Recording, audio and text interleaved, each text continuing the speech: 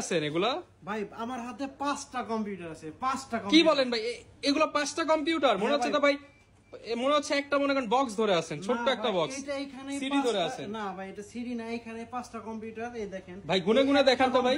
হ্যাঁ এই দেখেন 1 2 3 4 5 এত ছোট ছোট কম্পিউটার ভাই, একেবারে ডেস্কটপ। দেখি তো ভাই, এটা এক হাতে মানে এক দিকে চাইতে ছোট।